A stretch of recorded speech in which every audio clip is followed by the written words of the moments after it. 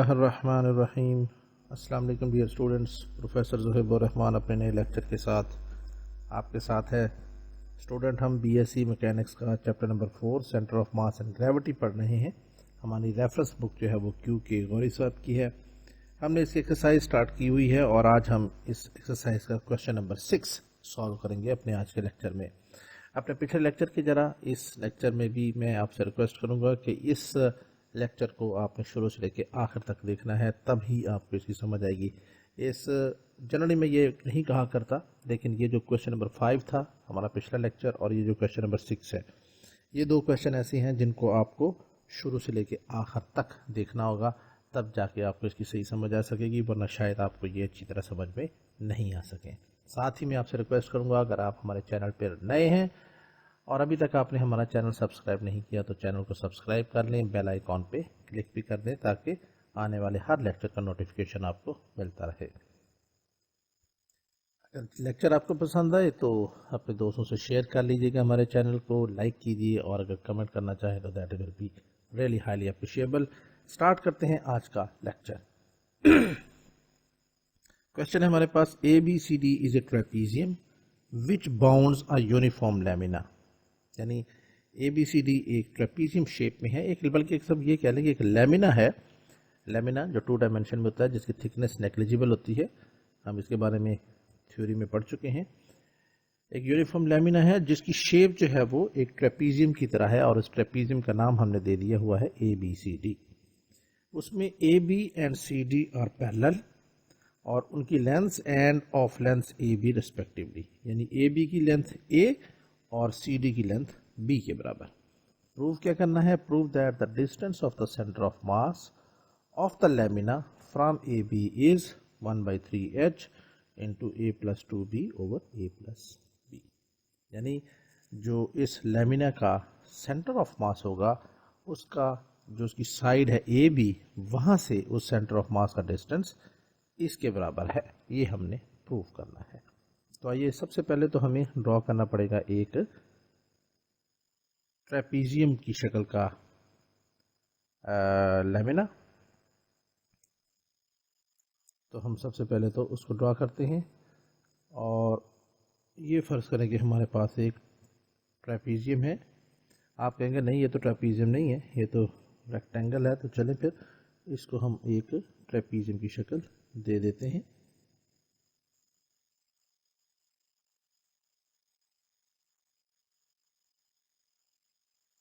ठीक है जी, ये इसको बाकी चीज़ों को हम थोड़ा काट देते हैं, इरेज कर देते हैं, तो ये एक ट्रेपीजियम की शेप में आ जाएगा। इसको भी मैं यहाँ से इरेज कर देता हूँ और ये भी यहाँ से ख़त्म कर दिया। तो अब आप देख लें, क्या ये एक ट्रेपीजियम बन गई? जी हाँ, बिल्कुल ये ट्रेपीजियम है जिसकी दो साइड जो पैरेलल है। इसको हम कह देते हैं AB और इसको कह देते हैं CD, और यहाँ पे AB is parallel to CD, जो कि ये हमारे पास कंडीशन गिवन है। और साथ ही हम यहाँ पे इनकी जो हाइट्स हैं, लेंथ्स हैं, वो हमें गिवन है, तो वो भी हम मेंशन कर देते हैं कि ये लेंथ हमारे पास B के बराबर और ये लेंथ हमारे पास A के बराबर है। तो यहाँ पे हम मेंशन कर देते हैं, ये हमारे पास A के बराबर है और ये हमारे पास B के बराबर गिवन है। यहाँ पे हम 2 पॉइंट लेते हैं। यहाँ पे ये सेंटर है इस AB का और ये सेंटर हमने ले लिया इस CD का, और इन दोनों को भी आपस में मिला देते हैं। ठीक है जी, बल्कि इसके लिए हम कलर चेंज कर लेते हैं, एक ही कलर रख लेते हैं। ये आ गया, और लगे हाथों हम इसको भी इससे मिला देते हैं C के साथ और इसको भी मिला देते हैं D के साथ। ये जो दो सेंटर पॉइंट्स लिए हैं, इनमें से एक का नाम हमने रखा E और इसका नाम हम रख लेते हैं F।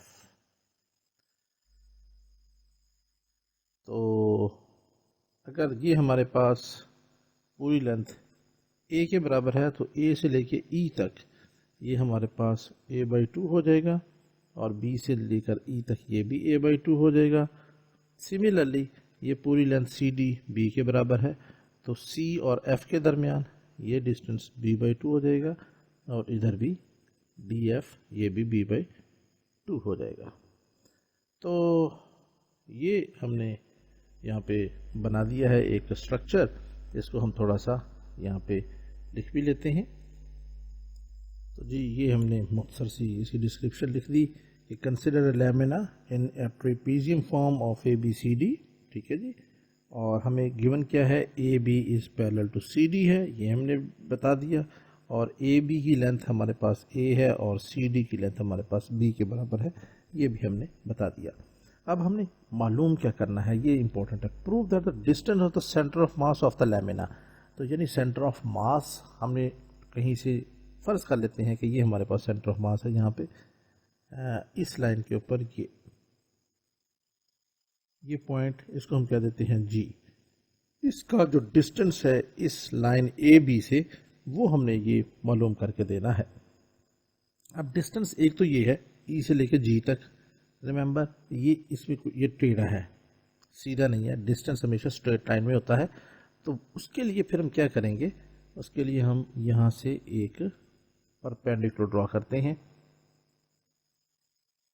इन दोनों लाइंस के दरमियान।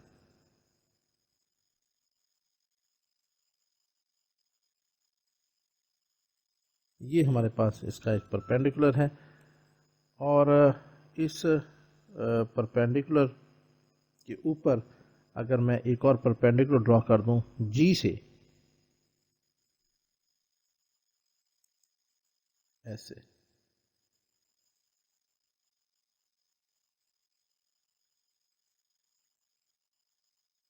ये हमने परपेंडिकुलर ड्रॉ कर दिया। अब ये जो पॉइंट है इसको हम क्या देते हैं एच, और एक्चुअली सही नहीं लिखा गया, ये जो पॉइंट एच है और यहाँ पे है ई एच, तो ये एक्चुअली ई एच जो डिस्टेंस है ये हमने फाइंड आउट करना है, क्योंकि ये जी जो है वो बिल्कुल सीधा स्ट्रेट लाइन नहीं है। यहाँ से ये डिस्टेंस हमने मालूम करना है ई एच, जो कि डिस्टेंस होगा इस सेंटर ऑफ मास का from this line A B, ठीक है जी। डिस्टेंस वही होगा जहाँ पे 90 डिग्री का एंगल बनता है, यहाँ पे 90 डिग्री का एंगल नहीं बन रहा था। तो ये ई एच एक्चुअली हमने फाइंड आउट करना है इस पूरे क्वेश्चन में। इसको हम क्या देते हैं, ये पॉइंट एल है, और ई एल इसको हम क्या देते हैं, दिस इज एच के बराबर है। तो ये भी हम यहाँ पे लिख लेते हैं।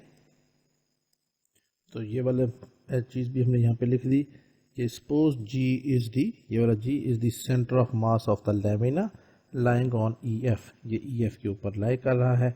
वो draw a perpendicular E L from C D to A B, यानी सी डी से इस ए बी के ऊपर ये ई एल, ये हमने एक परपेंडिकुलर ड्रॉ कर दिया, और उसको हमने क्या दिया कि E L is equal to H के बराबर है।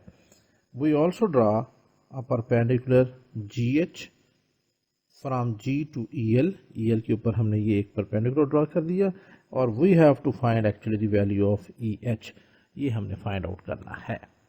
तो अब हमारे पास टारगेट हमें पता चल गया, हमारा टारगेट है ई एच फाइंड आउट करना। इस ई एच को फाइंड आउट करने के लिए हमें एक लंबा चौड़ा प्रोसेस करना पड़ेगा, और उसके लिए ज़रूरी है, जो असल में हमारा काम है वो ये है कि हमने इस पॉइंट ई के ऊपर मास क्या है और पॉइंट एफ के ऊपर मास क्या है ये मालूम करना है।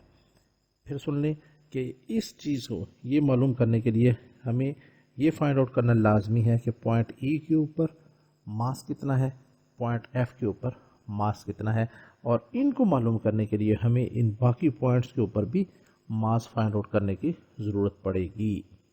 और इन पॉइंट्स पर मास मालूम करने के लिए हमने क्या किया है कि इस ट्रायंगल को, इस ट्रेपीजियम को हमने 4 ट्रायंगल्स में डिवाइड कर दिया है, ठीक है जी। तो हम यहाँ पे लिख लेते हैं join, sorry, E and F are the midpoints of AB and CD respectively. Join E2 किस किस से मिला दिया हमने, D C D F तीनों से हमने इसको मिला दिया. Join E to C D and F. Therefore the trapezium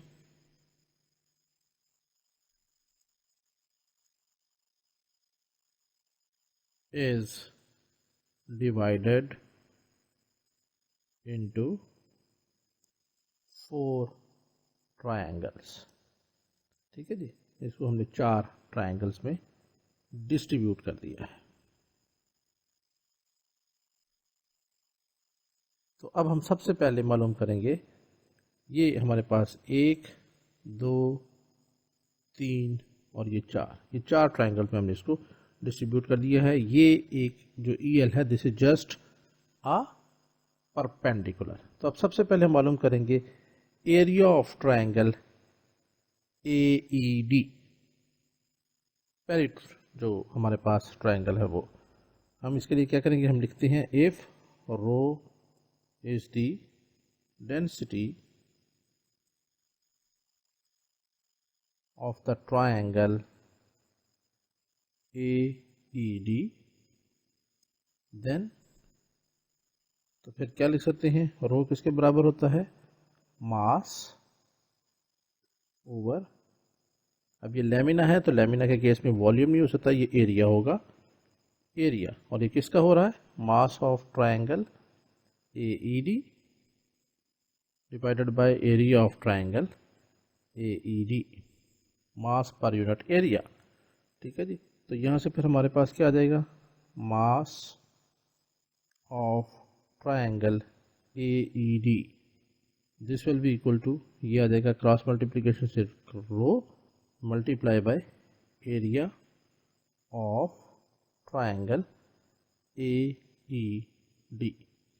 अब हम क्या करते हैं कि ये ऊपर वाली जो फिगर है इसको मैं कॉपी करके नीचे ले जाता हूँ ताकि हमें बार बार इसको स्क्रॉल डाउन ना करना पड़े. तो ये मैंने कॉपी कर लिया. अब आप देखें यहाँ पे ये ट्रायंगल है हमारे पास AED. एरिया ऑफ ट्रायंगल किसके बराबर होता है, रो इंटू, ये बराबर होता है 1/2 इंटू बेस इंटू आल्टीट्यूड, इसके बराबर होता है. तो अब यहाँ पे AED, इसका अगर आप बेस देखें तो वो हमारे पास है A/2, तो हम यहाँ पे पुट कर देते हैं रो इंटू 1/2, बेस की जगह आ जाएगा 1/2, और इसका अल्टीट्यूड जो है वो ये H है. ठीक है जी, यहाँ से भी आप ड्रॉ कर सकते हैं. अगर आप यहाँ से ड्रॉ करें तो ये एक्चुअली इसी HEL ही के बराबर आएगा, तो इसको ड्रॉ करने की ज़रूरत एक्चुअली कोई नहीं है, तो यही हम ले लेते हैं. तो ये H के बराबर है. तो यहाँ से फिर हमारे पास आ गया, ये 1/2 नहीं बल्कि ये A/2 है, तो ये हो जाएगा A/2. तो इनको आपस में मल्टीप्लाई कर दें, ये हो जाएगा AH और rho, AH rho divided by 4. So therefore हमारे पास पहला आ गया, mass of triangle AED is equal to AH rho by 4. अब इसी तरह हम ये दूसरी, तीसरी और चौथी ट्रायंगल को भी फाइंड आउट करेंगे. इनके भी एरियाज हमें निकालने पड़ेंगे, फिर ही बात बनेगी. तो अब हम चलते हैं इस ट्रायंगल की तरफ. नाउ मास ऑफ ट्रायंगल, ये वाली BCE, इसका भी फार्मूला वही होगा कि ये rho into area of triangle BCE, ये भी आ जाएगा उसी तरह रो इंटू, इसका एरिया हो जाएगा 1/2, फार्मूला यही है, बेस इंटू अल्टीट्यूड. तो यहाँ पे भी बेस इसकी क्या है, जी हाँ, इसकी बेस A/2 ही है. और अगर यहाँ से मैं ये ड्रॉ करूँ इसका परपेंडिकुलर, तो ये वाली लाइन भी एक्चुअली इसी EL के पैरेलल और बराबर है, तो यही H ही इसकी भी वैल्यू आएगी। तो हम यहाँ पे H ही लिख लेते हैं। ये HEL एक्चुअली इन सारी ट्रायंगल्स का क्या है, इन सारी ट्रायंगल्स का आल्टीट्यूड है। तो इसको बनाने की ज़रूरत कोई नहीं है, ये H सफिशेंट है। तो यहाँ से इनको मल्टीप्लाई कर दें तो हमारे पास ये आ जाएगा AH रो बाई 4, और ये आ गया हमारे पास मास ऑफ ट्रायंगल BCE, ये आ गया। अब हम तीसरी ट्रायंगल इसको चलते हैं CEF। Now mass of triangle CEF, ये किसके बराबर आएगा, ये भी आएगा rho into area of triangle CEF। इसको भी इसी तरह लिख लें, this is equal to rho multiply by 1/2 into area किसके बराबर होगा। अब यहाँ पे ये सारे का सारे ये जो बेस है ये B के बराबर है, लेकिन आधी जो बेस होगी वो किसके बराबर आ जाएगी, इस ट्रायंगल की B/2 है, और इसका जो आल्टीट्यूड है वही H के बराबर आएगा, EL जो है, तो ये हमारे पास आ जाएगा। तो देयरफॉर मास क्या आ गया हमारे पास, मास ऑफ ट्रायंगल CEF, ये भी आ गया हमारे पास BH रो बाय 4। सिमिलरली आप करके देख लीजिएगा, मास ऑफ DEF, ये भी इसी के बराबर होगा BH रो बाय 4। तो ये चारों ट्रायंगल्स के हमने मासेस फाइंड आउट कर लिए, लेकिन अभी भी हमारे पास इस E और F का जो मालूम करने का जो मास है मालूम करने के लिए ज़रूरी है कि हमारे पास अब ये मास पॉइंट A के ऊपर कितना है, D के ऊपर कितना है, C के ऊपर कितना है, B के ऊपर कितना है, ये मालूम होना ज़रूरी है। अभी हमने पूरी ट्रायंगल का मास निकाला है, जैसे फिलहाल के तौर पे ये AED, इसका हमने ये निकाला मास AH रो, यहाँ पे मैं लिख भी देता हूँ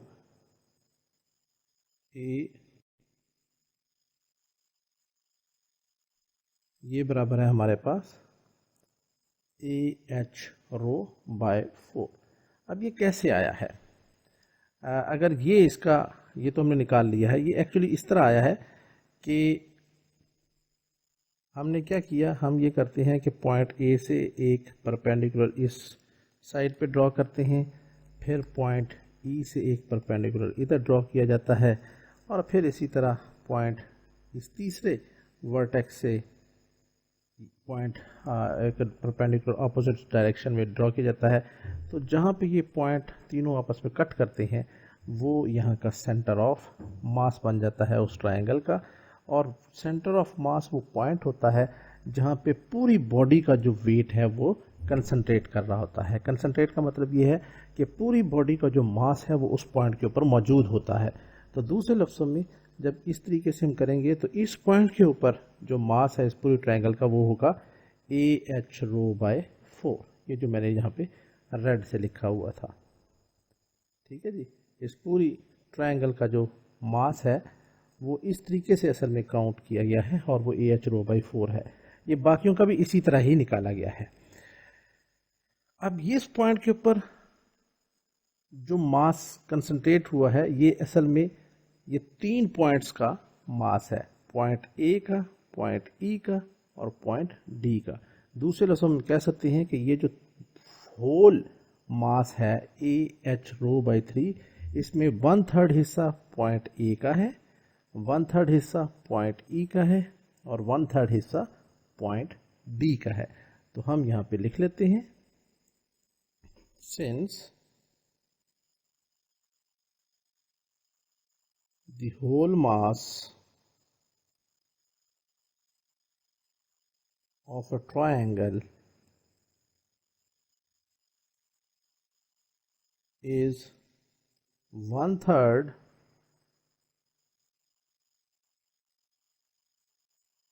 is 1/3 of the mass of each vertex.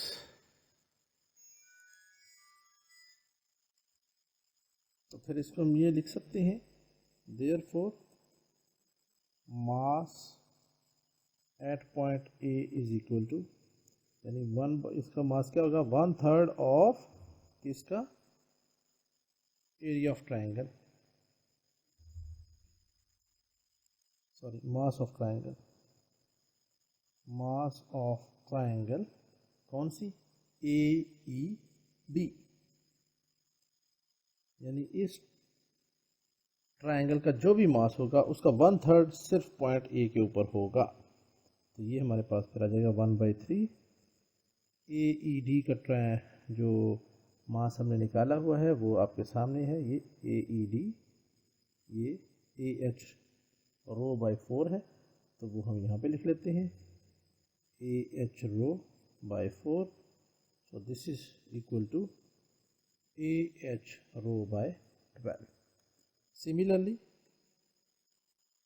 mass at point P क्या हो जाएगा, this is equal to 1/3, 1/3 of mass at point किस पे आएगा, B पे, किस ट्राइंगल का, BCE, BCE, ये देख लेंगे, देखो मैं वो दिखा, तो 1/3 एट BCE, इसका जो 1/3 होगा वो पॉइंट B के ऊपर होगा, तो वो हम लिख लेते हैं यहाँ पे 1/3, और इसका जो BCE का जो मास है वो भी यही है, AH रो बाई 4, ऊपर आप बेशक चेक कर लें, तो ये आ जाएगा AH rho by 12।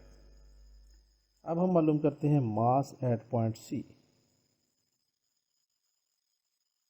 This is equal to 1/3 of, अब आप गौर से देखिएगा, अब ये C पॉइंट है, ये C पॉइंट 1/3 इसका भी होगा BCE का, और 1/3 मास इसका भी होगा CEF का, दोनों का मास इसमें शामिल होगा, 1/3 इसका भी ये ले रहा है और 1/3 इसका भी ये ले रहा है, तो ये दोनों का आ जाएगा इसमें, तो ये हो जाएगा mass at C is equal to 1/3 of mass of, यहाँ पे एट नहीं आएगा, ये ऑफ होगा क्योंकि ये ट्रायंगल का है, एट तो पॉइंट के लिए होगा, तो यहाँ पे का मास of triangle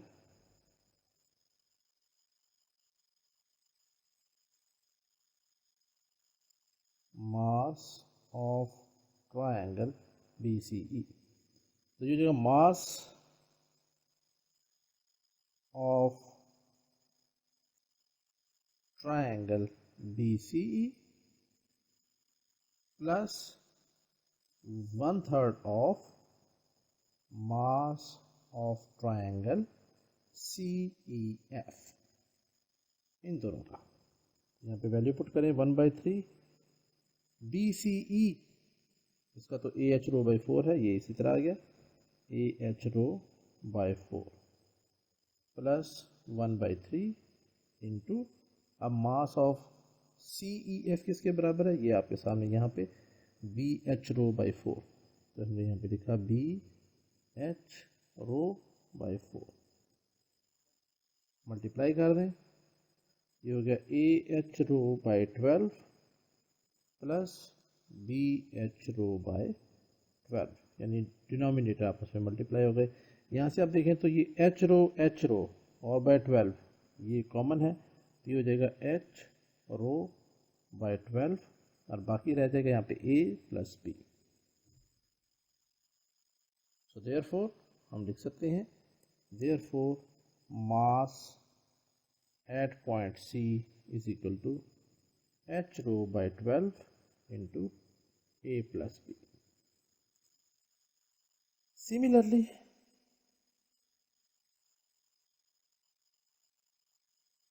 mass at point D देखें तो ये हो जाएगा 1/3, अब ये देख लें, ये होगा इस जगह पे पॉइंट D के ऊपर जो मास होगा, 1/3 वो लेगा इसका ट्रायंगल ए ई डी का, और 1/3 इसका भी होगा ट्रायंगल डी ई एफ का। ठीक हो गया जी। तो अब चूंकि ये भी ए एच रो बाई 4 है और ये भी सी ई एफ के बराबर है, तो लिहाजा इसका भी जो हमारे पास इन दी एंड रिजल्ट आएगा वो यही आएगा। ये आप खुद से करके देख लीजिएगा, हम यहाँ पे इसको आपके लिए छोड़ देते हैं, है बिल्कुल आसान सा। तो इन दोनों को जब आप प्लस करेंगे तो रिजल्ट यही आएगा, एच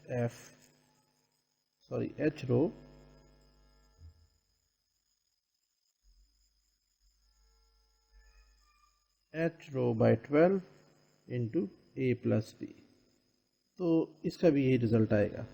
तो इस तरीके से हमने चारों जो हमारे पास ये कोऑर्डिनेट्स थे, वर्टिसेस थे, इन सब के मासेस मालूम कर लिए। अब हम मालूम करेंगे ई और एफ जो कि एक्चुअली डिपेंडेंट हैं इन ए बी सी डी के ऊपर। इसीलिए हमने इन चारों के पहले ट्रायंगल्स का मास मालूम किया, फिर ट्रायंगल से फिर इनके वर्टिसेस के मासेस मालूम किए, और फिर इन वर्टिसेस से अब हम मालूम करेंगे ई और एफ का मास, इन मालूम करेंगे। तो इसके लिए एक दफ़ा फिर मैं इस अपने पिक्चर को यहाँ पे एक दफ़ा कॉपी कर लेता हूँ।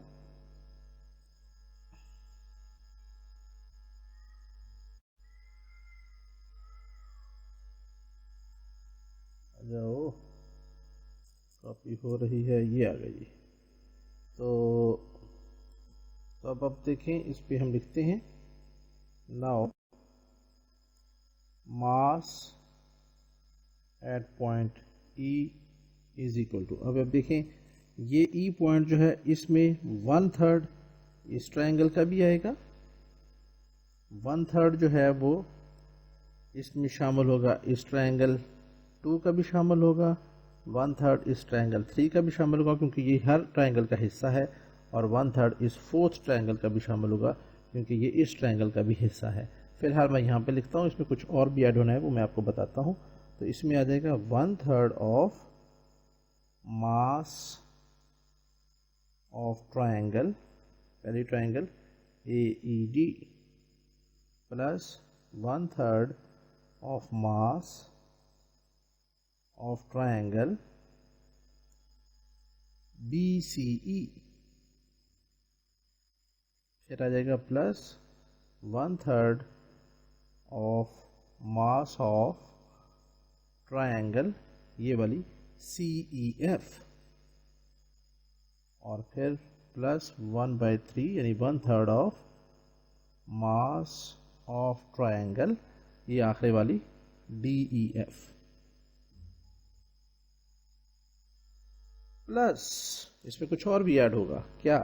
अब ये देखें, ये जो ए ई बी ये तीनों एक ही लाइन पे हैं, ए ई बी तीनों एक ही लाइन पे हैं, और ये क्या है, एक लेमिना है, और लेमिना की थिकनेस नहीं होती, नेग्लिजिबल होती है, इसको हम कंसिडर नहीं करते।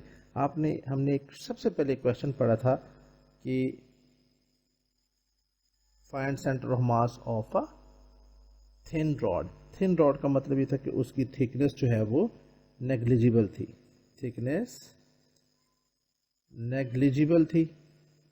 तो यहाँ पर भी थिकनेस जो है वो नेग्लिजिबल है, और उस थिकनेस ऑफ थिन रॉड चूँकि नेग्लिजिबल थी, तो उस रॉड का जो सेंटर ऑफ मास था वो उसका सेंटर आया था, और सेंटर ऑफ मास हम जानते हैं एक ऐसा पॉइंट होता है जो बाकी पॉइंट्स के मासेस का वहाँ पे सम होता है, बाकी सारी बॉडी का सम जो है वो उस पॉइंट के ऊपर कंसंट्रेट कर रहा होता है। सेम यहाँ पर भी है, ये पॉइंट ई जो है ये ए और बी इन दोनों का जो मास होगा पॉइंट ए का और पॉइंट बी का, उसका समेशन जो है वो पॉइंट ई के ऊपर सम करेगा, कंसंट्रेट करेगा। तो इस पॉइंट ई के में हम मास ऑफ ए और मास ऑफ बी ये दोनों भी ऐड करेंगे। तो यहाँ पे आ जाएगा plus mass at point A plus mass at point B. ये सेम वही फार्मूला है जो हमने एक थिन रॉड का सेंटर ऑफ मास मालूम करने के लिए किया था। थिन रॉड का सेंटर ऑफ मास उसके सेंटर में होता है और सेंटर ऑफ मास पूरी बॉडी का ऐसा पॉइंट होता है जहाँ पे पूरी बॉडी का मास मौजूद होता है। तो चूंकि ये तीनों एक ही बॉडी है ए ई बी, तो ये इन दोनों का सेंटर है और सेंटर पॉइंट पे इन दोनों का मास भी सम हो रहा होगा, सम होता है। तो इसलिए हमने इसमें इस तरीके से ये ई का मास मालूम होगा। इसको हमने डिलीट कर दिया। अब यहाँ पे वैल्यूज पुट करते हैं और फिर इसको सम करते हैं। So this implies mass at E is equal to 1/3। अब ए ई डी का मास यहाँ पे हम पुट कर देते हैं।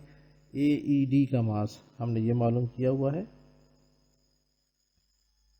ए एच रो बाई 4, और यही अगली ट्रायंगल का भी है। तो ये हो जाएगा A H rho by 4 plus 1/3, और mass of triangle B C E ये बी सी के बराबर है A H rho by 4 plus 1/3 into, अब इसकी बारी है mass of C E F, mass of triangle C E F ये बी एच रो बाई 4 है और डी ई एफ भी बी एच रो बाई 4 है।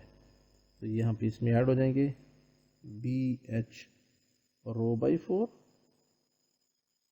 प्लस, अब इसकी बारी 1/3 of B H rho by 4 plus, इसके बाद आ जाएगा mass at A and mass at B, ये दोनों भी बराबर हैं लेकिन हम देख लेते हैं एक दफ़ा।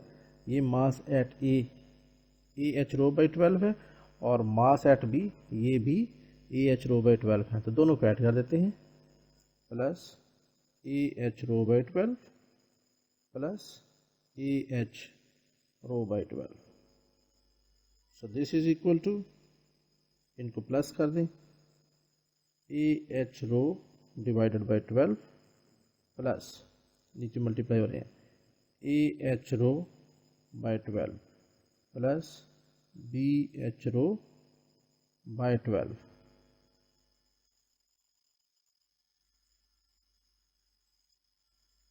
आई एम सॉरी, ये कॉल आ गई थी तो मैं दोबारा से इसको कर देता हूँ। ये हमने ये किया, अब इसके बाद इसकी बारी है तो इनको मल्टीप्लाई किया, ये हो जाएगा B H rho by 12 plus, फिर ये आ गया B H rho by 12 plus, फिर ये हो गया ए एच रो बाई 12 और आखिर में फिर ये वाला ए एच रो बाई 12। ये मैंने अपनी सिंप्लीफिकेशन की तरह कर दिया, डायरेक्ट कर सकता था मैं। अब आप देखें ये 1 12 12 12 12 ये कॉमन, तो ये 1/12 बाहर आ गया। बाकी रह गया हमारे पास यहाँ से और कॉमन क्या सकता है, एच रो एच रो एच रो एच रो एच रो एच रो, तो यहाँ से हमने एच रो कॉमन ले लिया। बाकी हमारे पास यहाँ पे रह गया ए प्लस ए, यहाँ पे प्लस बी और यहाँ पे आ गया फिर प्लस ए प्लस ए। तो इसको हम लिख सकते हैं एच रो बाई 12 और यहाँ पे आ जाएगा 4a प्लस 2b, और यहाँ से हम फिर फर्दर लिख सकते हैं 2 इधर से कॉमन ले लें, 2h rho by 12 into 2a plus b रह जाएगा। 2 हमने कॉमन निकाल लिया, 2 से ये कैंसिल हो जाएगा, 6 हो जाएगा। तो हमारे पास देयरफॉर क्या आ गया, mass at point E is equal to h rho by 6 into 2a plus b। ये हमारे पास फाइनल रिजल्ट आ गया है, E का मास फाइंड आउट कर लिया है। अब इसी तरह हम मालूम करेंगे F का। तो F का हम कैसे मालूम करते हैं, हम लिखेंगे मास एट पॉइंट F। अब ये मास जो है F, ये 1/3 इस ट्रायंगल का गेन करेगा, 1/3 इस ट्रायंगल नंबर 2 का गेन करेगा, और फिर ये F जो है चूंकि C और D का सेंटर पॉइंट है, तो इस पूरी लाइन का जो एक थिन रॉड के मानंद है, इसका जो पूरा सेंटर ऑफ मास या सेंटर ऑफ ग्रेविटी है वो यहाँ पर कंसंट्रेट करेगा। तो दूसरे लफ्ज़ों में सी का मास और डी का मास वो भी इसमें ऐड हो जाएगा, जैसा कि इन केस ऑफ सी ई था। तो अभी हम यहाँ पे लिख लेते हैं 1/3 of mass of triangle B C E plus 1/3 of mass of triangle, sorry BCE नहीं था, ये था CEF और दूसरा होगा DEF। तो ये हो जाएगा CEF और ये हो जाएगा DEF, और फिर इसमें ऐड हो जाएंगे mass at C plus mass at D, ये भी इसमें ऐड हो जाएंगे। तो यहाँ पे आप वैल्यूज पुट कर दें 1/3 ऑफ सी ई एफ। अब सी ई एफ का मास हम देख लेते हैं, कहाँ पे हमने फाइंड आउट किया था, ये है जी सी ई एफ का mass be H rho by 4। तो यहाँ पे हम इसमें ऐड कर देते हैं 1/3 of B H rho by 4 plus अब ये वाला 1/3 इंटू ये जो डी ई एफ का मास है वो भी इसी के बराबर है, तो ये आ जाएगा B H rho by 4 plus अब मास एट सी, ये किसके बराबर है, मास एट सी ये बराबर है H rho by 12 into A plus B, और डी भी यही है H rho by 12 into A plus B. तो ये वैल्यूज यहाँ पे पुट कर लेते हैं, H rho by 12 into A plus B plus H rho by 12 into A plus B, ये हमारे पास आ गया। तो यहाँ से अब आप पुट कर दें, इनको सॉल्व कर दें, ये हो जाएगा B H rho by 12 plus B H rho by 12 plus H rho into A plus, बल्कि मल्टीप्लाई कर दें तो ज़्यादा अच्छा है, चलिए नहीं करते हम, इसी तरह चलाते हैं, H rho into A plus B divided by 12, और ये भी हो जाएगा H rho into A plus B divided by 12। यहाँ से 1/12 और ऊपर से एच रो ये कॉमन है, तो ये निकाल लें हम, एच रो ओवर 12, बाकी हमारे पास यहाँ पे रह जाएगा बी, यहाँ पे अभी रह गया बी प्लस यहाँ पे रह गया ए प्लस बी, और यहाँ पर भी रह गया ए प्लस बी। तो ये हो जाएगा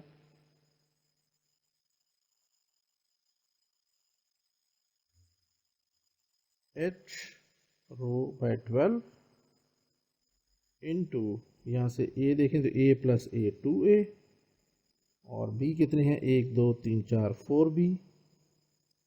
सो देयरफॉर यहाँ से हमारे पास 2 कॉमन ले लें, तो ये हो जाएगा 2h row by 12 into A plus 2b। यहाँ से हमारे पास ये भी कैंसिल हो जाएगा, 2 1 2 2 6 12। तो हमारे पास फाइनल रिजल्ट क्या आ गया कि mass at point F is equal to, यह आ जाएगा H rho by 6 into A plus 2b, और ये हमारे पास है रिजल्ट एट ई, ये है रिजल्ट एट एफ। तो ये हमने दोनों फाइंड आउट कर लिए। अब मैं इस ट्रायंगल को एक मरतबा फिर कॉपी करके नीचे लेके जा रहा हूँ ताकि हमें ज़्यादा मसला ना हो। हम अपने क्वेश्चन के इख्तितामी मरहले की तरफ अब बढ़ रहे हैं।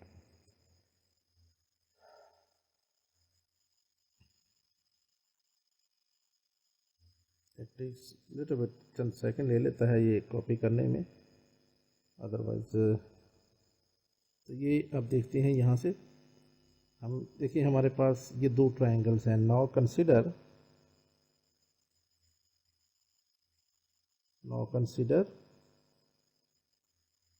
एक ट्रायंगल है ई जी एच और एक है ई एफ एल। ये दो ट्रायंगल्स हैं हमारे पास, लेकिन हम फिलहाल ये देख रहे हैं E G over E G F. Now consider E G over G F. This is equal to, इसको हम लिख सकते हैं mass at point F divided by mass at point E. Put कर दें वैल्यूज, ये आ जाएगा हमारे पास E G over G F is equal to, ये जो ट्रायंगल्स की कंसिडरेशन है ये इस स्टेप के बाद करेंगे हम। मास एट एफ किसके बराबर है, ये हमारे पास है H rho by 6 into A plus 2b divided by E के ऊपर क्या है मास, वो है H rho by 6 2a plus b। तो ये आ जाएगा H rho by 6 into 2a plus b। तो यहाँ से इस फैक्टर से ये सारा फैक्टर कैंसिल आउट हो गया। बाकी हमारे पास क्या रह गया, E G over G F is equal to A plus 2b over 2a plus b। अब कंसिडर करें इन दो ट्रायंगल्स को। नाउ कंसिडर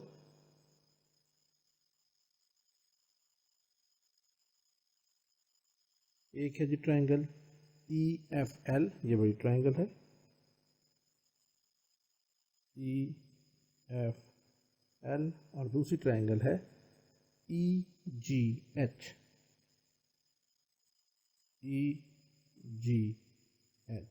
और इनके दरमियान कन्ग्रुएंसी है। तो हम लिख सकते हैं कि E H over H L, this implies E H over H L is equal to E G over G F, E G over G F. और E G over G F ये किसके बराबर है, यहाँ पे ये ऊपर वाले स्टेप में लिखा हुआ है, this is equal to A plus 2b over 2a plus b। So this implies, इसका मतलब ये हुआ कि E H over H L ये हमारे पास है a plus 2b over 2a plus b। अब ये ई एच, चूँकि ये हमने फाइंड आउट करना है, यहाँ पे हमने वाली निशान दिया हुआ है, यहाँ इसकी हम करीब पहुँच रहे हैं। इसको हम लिख सकते हैं this implies H L over E H is equal to, क्या किया मैंने, न्यूमिनेटर को डिनोमिनेटर में ले गया, डिनोमिनेटर को न्यूमिनेटर में ले आया। इधर भी यही करना पड़ेगा, डिनोमिनेटर अब न्यूमिनेटर में 2a प्लस b, और ये न्यूमिनेटर a प्लस 2b ये आ जाएगा नीचे डिनोमिनेटर में a प्लस 2b। ये हमने लिख दिया। ये हमने क्यों किया, अब आप करें इस पे H L over E H is equal to 2a plus b over a plus 2b। हम क्या करते हैं, इस तरफ भी मैंने +1 कर दिया और इधर भी +1 कर दिया। पिछले क्वेश्चन लेक्चर में भी हमने इस तरह का एक स्टेप किया था। ये अगले एक स्टेप के बाद आपको समझ आ जाएगी कि हमने क्यों किया। यहाँ से आ जाएगा हमारे पास H L plus E H over E H, यानी ई एच इसका एलसीएम लिया तो ये हमारे पास आ जाएगा।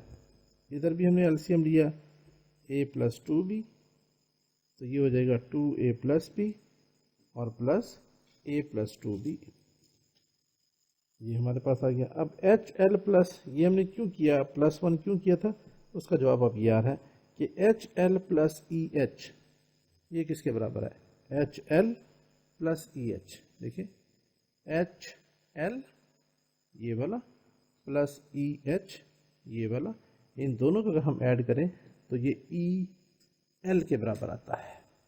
ठीक है जी, तो ई एल हमारे पास आ जाएगा, दिस इम्प्लाइज ऊपर वाला आ जाएगा E L divided by E H, और इधर आ जाएगा ये 2a plus A 3a plus b plus 2b 3b divided by a plus 2b। और यहाँ पे आप लिख लें बिकॉज EL जो है ये बराबर है HL प्लस EH के बराबर। तब ये EL हमने किस पे बराबर लिया हुआ है, ये हमने H के बराबर कंसिडर किया हुआ है, ये लिखा हुआ है, ठीक है जी। और बहुत शुरू में हमने ये लिखा था सबसे पहले, ये यहाँ पे ये भी लिखा हुआ है कि EL हमने H के बराबर कंसिडर किया हुआ है। तो यहाँ पे हम पुट कर देते हैं EL की वैल्यू। EL की जगह आ गया H divided by EH is equal to 3 common ले लिया, बाकी रह गया a plus B into A plus 2b। अब आप क्रॉस मल्टीप्लिकेशन कर लें, तो इसको जब मल्टीप्लाई किया तो ये हो गया 3 into A plus B into EH is equal to,